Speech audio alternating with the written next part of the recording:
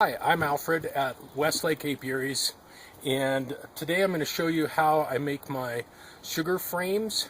And what these are essentially frames that then have sugar in here for supplemental winter feeding, and then they can just be dropped right into the brood box for winter feeding.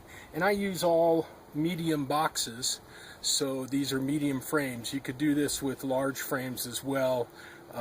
You might have to put something in for more support, like some wires. I need to make some of these, and this is basically just a frame that has some foil to hold the sugar that's going to go in there. So I basically just take some foil about the size of a frame, and I tear it off, and I set the frame down, and I just fold it up like that.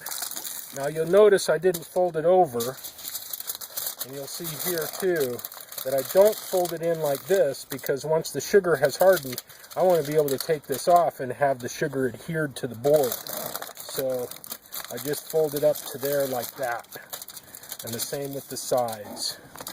And here I did the sides just a little short, but what we would want is for it to come up like this, so that it can fold over a little bit. Using plain sugar, I'm just going to pour a whole bunch into a bucket. Then I'm going to add water.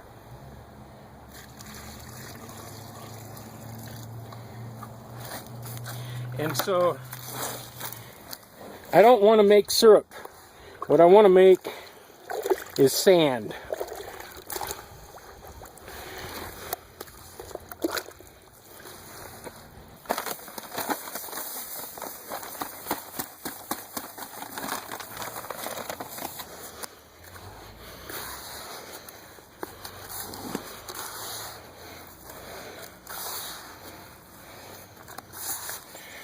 And that's about what I want, is like that.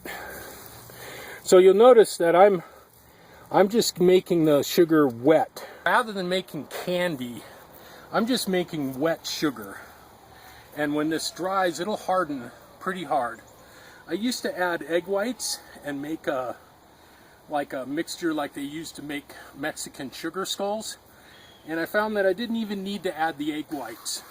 So it's just sugar and warm water, and I get it mixed up like this, and then it just goes right into these frames.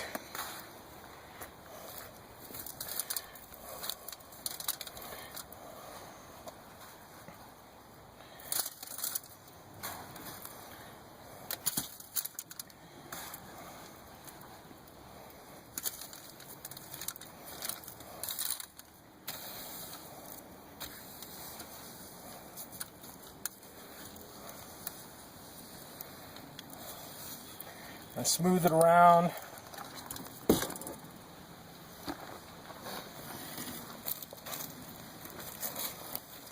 And I take a board and I pack it down really good.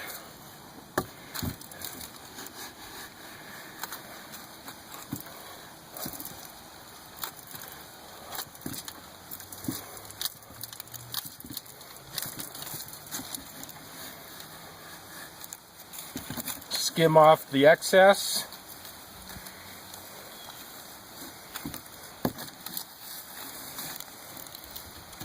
That'll go into the bucket or into the next frame.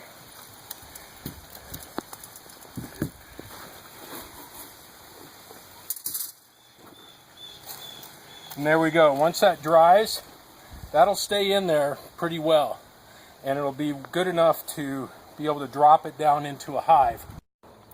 So here are a bunch of them that I did